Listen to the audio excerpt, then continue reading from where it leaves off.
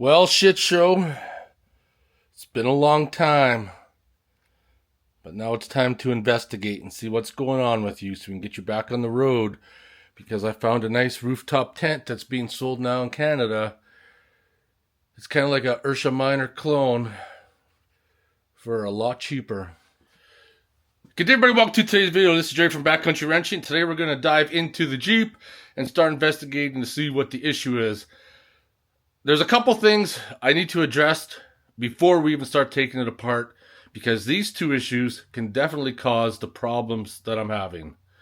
One of them is not my fault, and another one is my fault. So let's get into it. So if you guys watched the last video, and the oil control valve solenoid right there wasn't plugged in properly, will that be an issue? I'm not sure. The other issue is with the transmission oil level, and I'm going to get into that right now.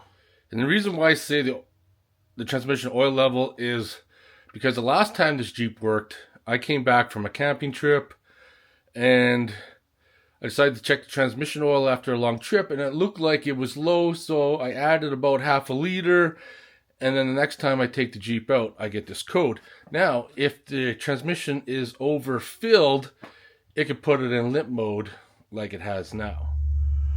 So I got the MIDI vac connected, hook it up to the airline. There we go. Now we're pumping her out.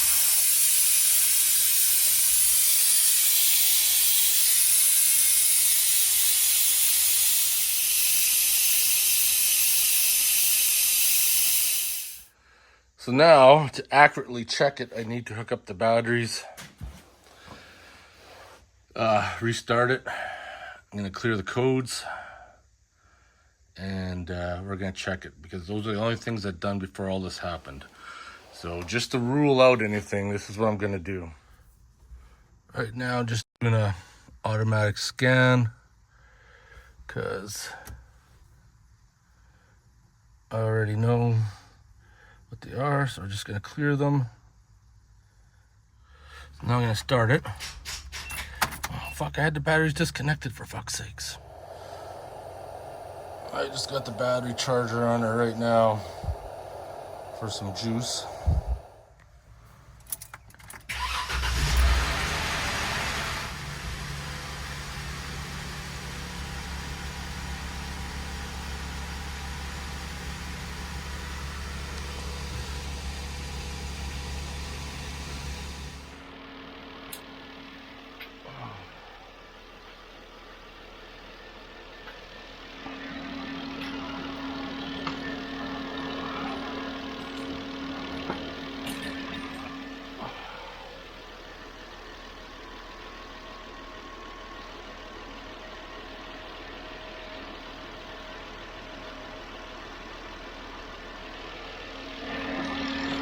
I'm like a little bit low now. Sadly, for a moment there, I had a glimmer of hope, but that was soon destroyed as soon as I saw the live data when it started up with the cam timing on bank 1 at 10 degrees. I knew then that the issue was still there. However, that being said, I didn't want to tear this apart and have that wondering in the back of my mind, so that's all taken care of. I re-topped up the transmission fluid. Now we gotta take the dual batteries out, dual battery box, which means I gotta remove the inner fender and all that so I get access. So got the batteries out. It's looking like the tray has to come out too, which means the tip-em has to have that battery line disconnected here.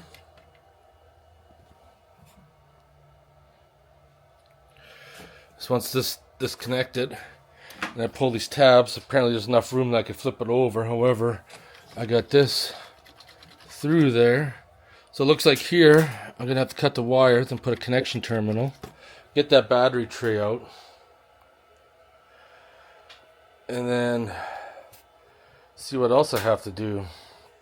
Well, this is where the fun begins. And the sadness starts. These look like they haven't been taken off in a while, so Gonna hit them with some PB Blaster. Let them sit for a bit. Just was inside for a little break, and unfortunately I'm gonna have to drain the coolant, so I don't know if I should start with the air intake first or the tip them. It doesn't really matter, they all have to come apart. So I guess I'll start with the tip them first, and we'll cut that wire and rejoin it.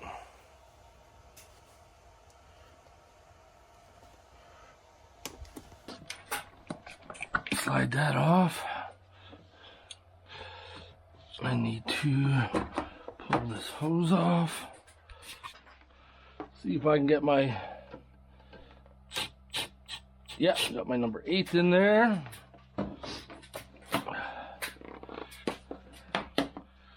I used to have a bolt in there, but I gotta be very careful about this sensor.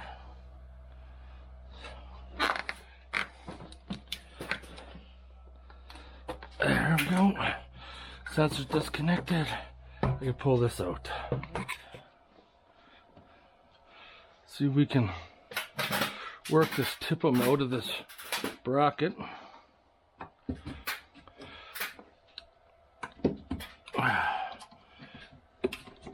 There we go.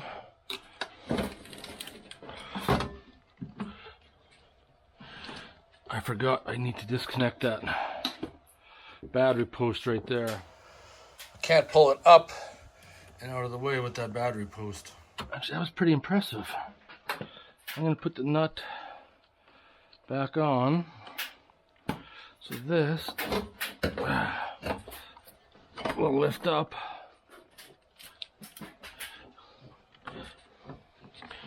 You come out of the way.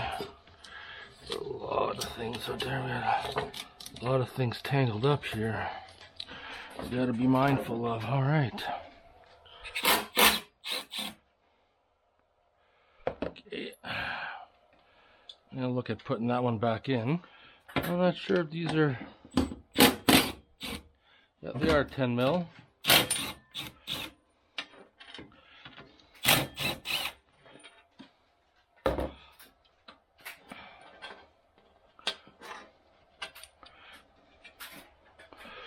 Those right there for now. Something else. Something else is holding this in place. I think that was definitely it. Yeah.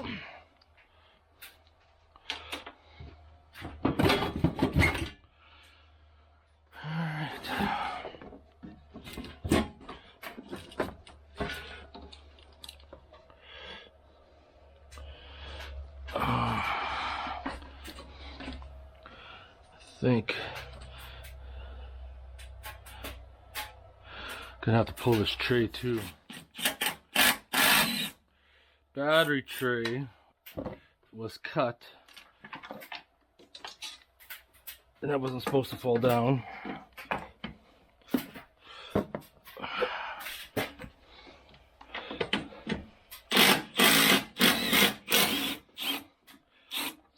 Fish that out wherever it fell down to. Just in order to get that tray out, I need to fish around this. Okay, let's see.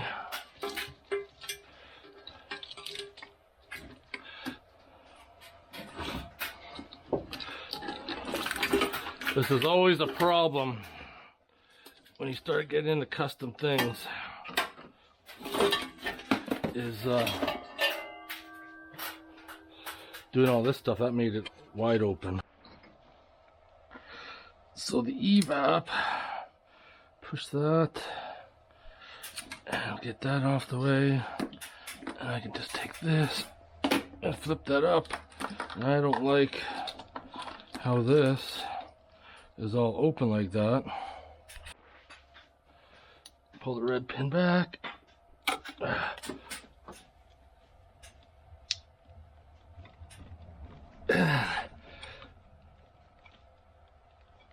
Oh, fuck me. You are being stubborn. You need some more juice. There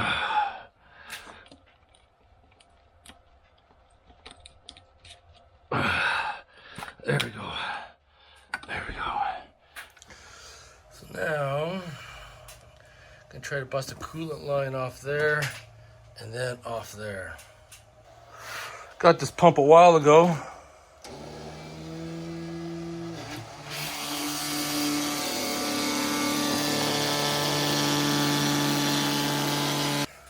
Just got that bottom rad hose off. I gotta suck out all from the bottom there because that's my lowest coolant line.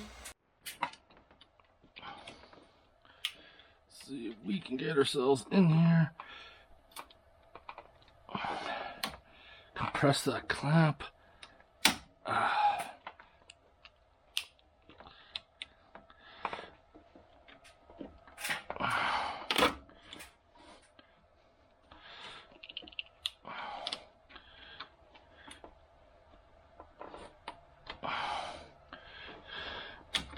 There we go. Got her off. I use my hose pick tool.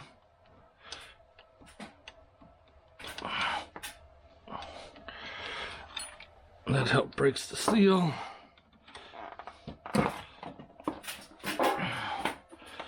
Hopefully this one here is loose. I can pull that one off.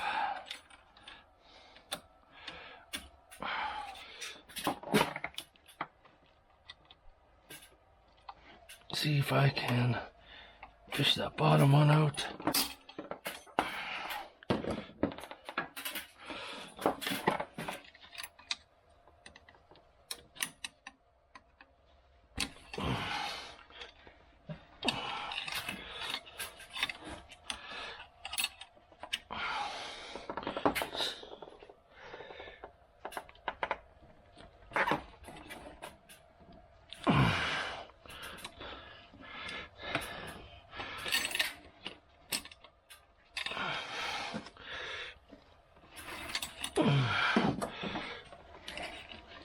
Okay, yeah, we broke it free. That one's off. So now, I'm gonna take this off. And this is not a vacuum hose, and it failed on the PVC end. So this is just gonna be cut off because it can't be reused. It's gonna give me better access to those other lines. So there's three, so we're gonna get the two top ones off and get that one in behind. Now having these hose pliers makes life a whole lot easier instead of just using regular pliers. You can just get in there, for the most part, fish them out.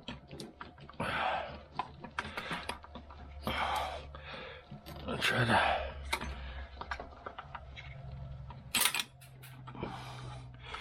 break the seal.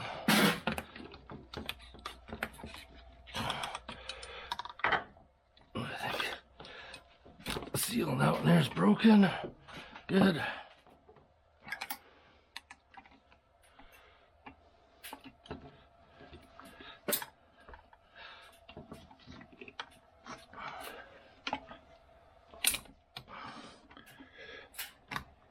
Oh yeah. 95% of that seal was broken. There we go. I got that one done. Now we got this one here. And pull those two nuts off so I could pull that out, because you can see the orientation is going to be a little tough to get on that. And there.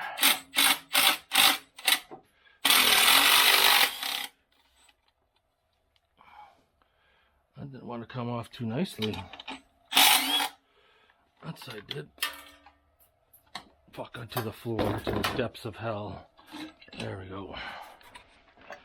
For some reason that tab is bent over. Okay, came off easy enough. And now, get my special hose tool.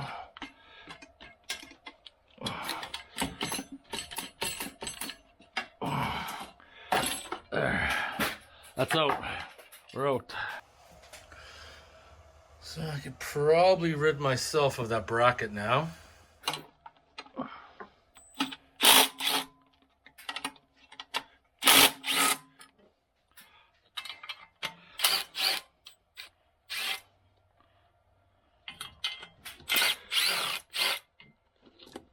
Okay,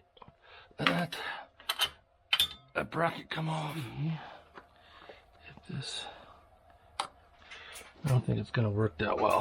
Can't get the bite underneath. It doesn't matter, they come off easy.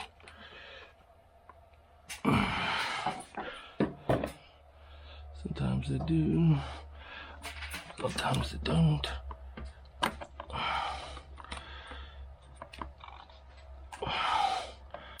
There we go.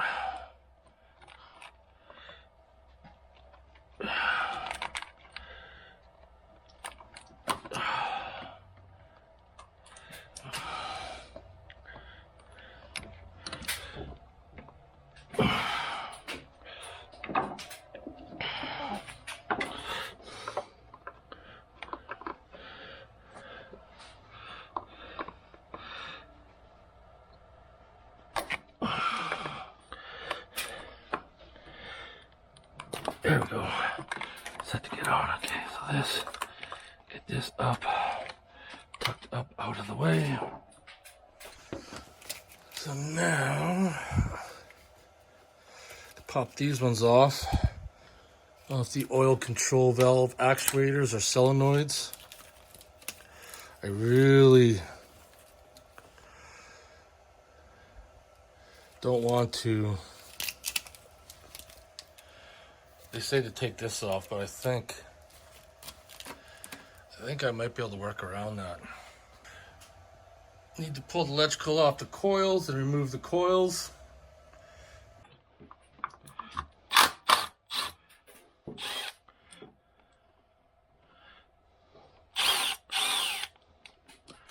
Get all these bolts out.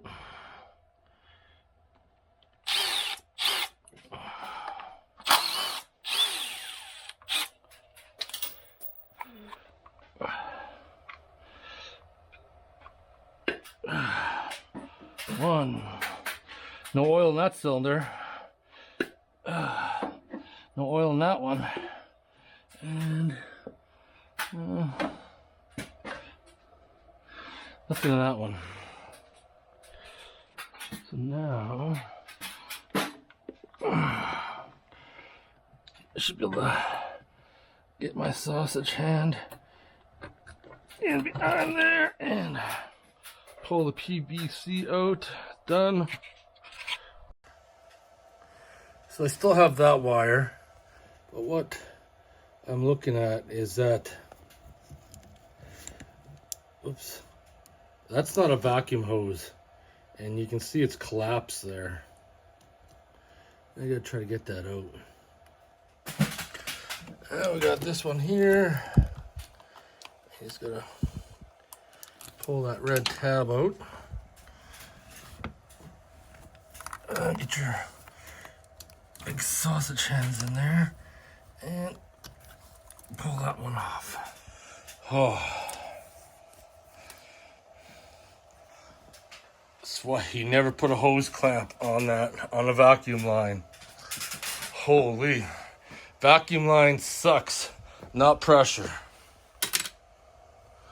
So you can see how that hose has collapsed due to the size of it. Might be pretty hard to find a replacement vacuum line. So I guess that PCV valve can be a real treat. I have a straight one somewhere, I don't know where it is, so I got one that's bent and one that's bent in.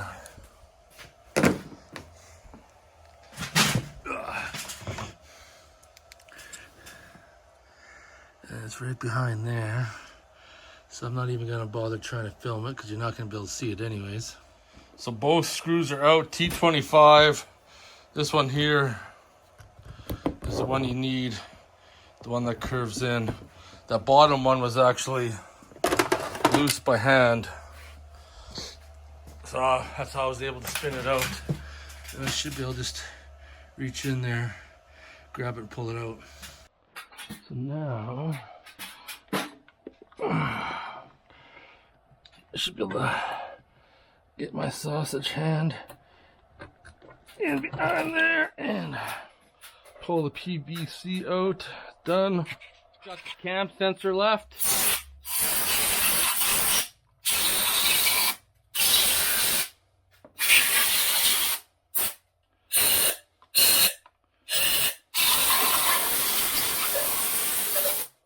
I just want to blow all the air out. The cam sensor is a T27.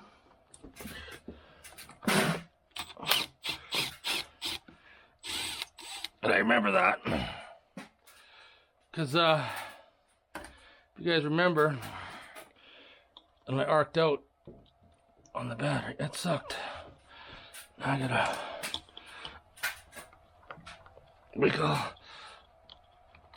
the cam sensor out. You gotta kind of twist it, and we got her out. So now, after 5 months, hopefully this cover's gonna come off without any issues, and we can look at the sadness. If there's a timing guide broken or something, or timing chain is stretched, it's gonna be a big job. Not something I'm looking forward to. I already asked for a miracle today, and I didn't get one. So here we are. We're all 8 mils. Do these come out or they stay in there? Nope, looks like they stay in there. Sometimes you just never know.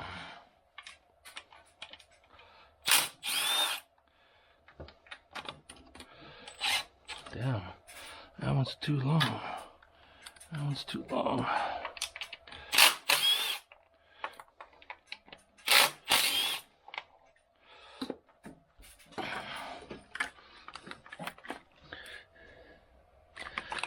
I see one right in that corner. Get a wobble on there. Maybe a shorty.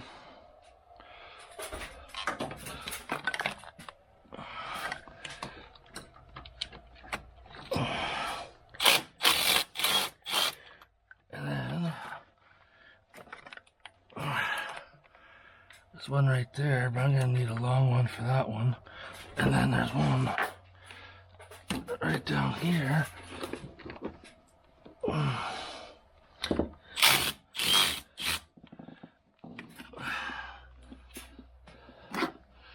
just got long ones left. I had to get a different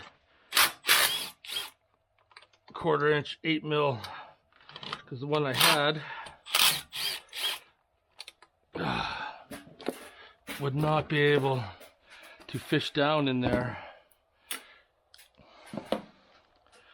And then I just have, I believe, this back one, and that should be it.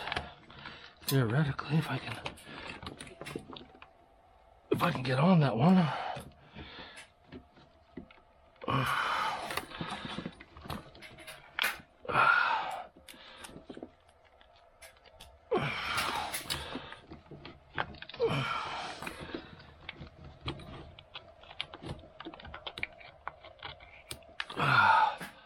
Come on.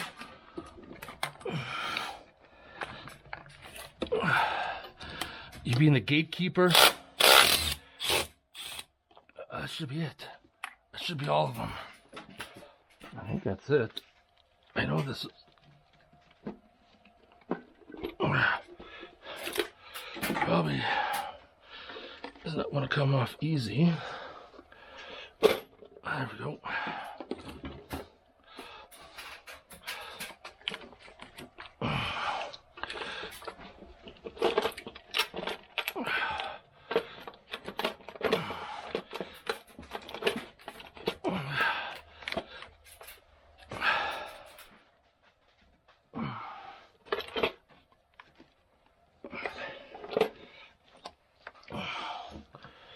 something is keeping it up here. Not sure what the hell it is. If I forgot something, take apart something.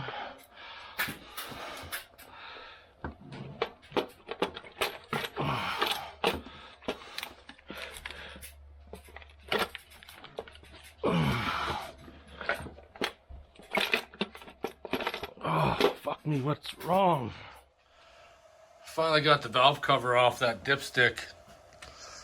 Fighting me to the end, but I can tell you right now, the cam phaser is not locked.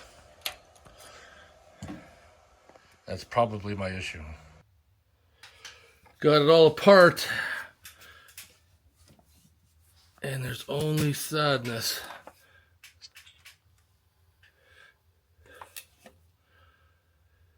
Only sadness. There's a lot of play in that chain.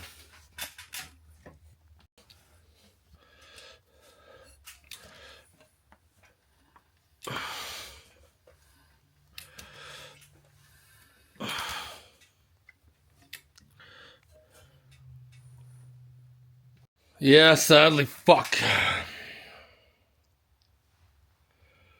Really don't want to be doing a timing job, but it looks like I'm gonna have to. I did think, I was hoping it was those little bolts down there. It's not the case. When I was turning the engine over by hand, there's a lot of slack in this chain. Just getting some salmon steaks on the grill before I review my final thoughts.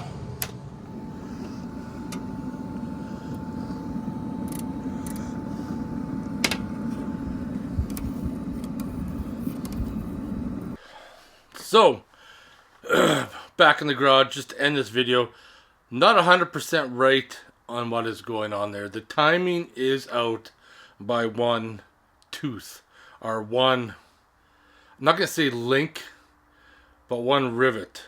I'm supposed to have 12 between the marks, and I got 11. However, I want to show you something.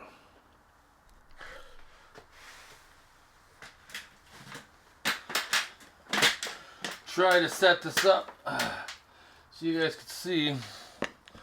So at first I thought that the cam phaser wasn't locking anymore. I'm not in the position, but you can see, you'll be able to see in the other video, is that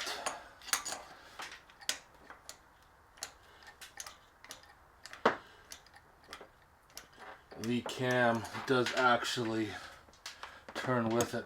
However, if I count the links, it's the line 1, 2, 3, 4, 5, 6, 7, 8, 9, 10, 11, 12's just outside. So that's where I'm sitting at right now. Both my timing is pretty close on this side. I don't know for sure what it's like on the other side, but for right now, I am going to keep this covered up until I get everything apart. Well, I do know, it's motherfucking beer time now. Citra Blonde by Boiling Ore. Oh shit.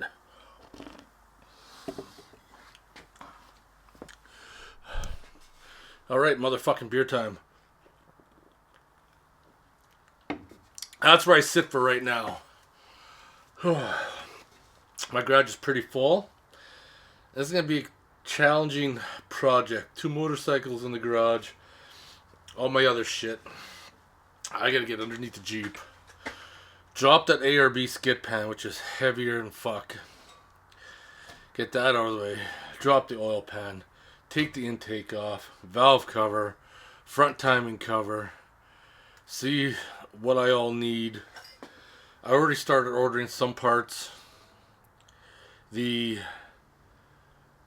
rockers and lifters were changed on the passenger side. I'll inspect on the other side, see what it needs, and yeah, this is back in my mind. This is what I thought was going to happen, but I was hoping for a miracle, but not the case. You guys want more wrenching videos? Well, yeah, I guess we're going to have a whole bunch more. Anyways, motherfucking beer time. Because this is going to take a little while to do. Because I'm not going to be in any rush. I'm going to be crossing my T's, dotting my I's, and hopefully everything's done right. Anyways, I'm going to get going, get a fire started, and I'll talk to you guys later. Take care.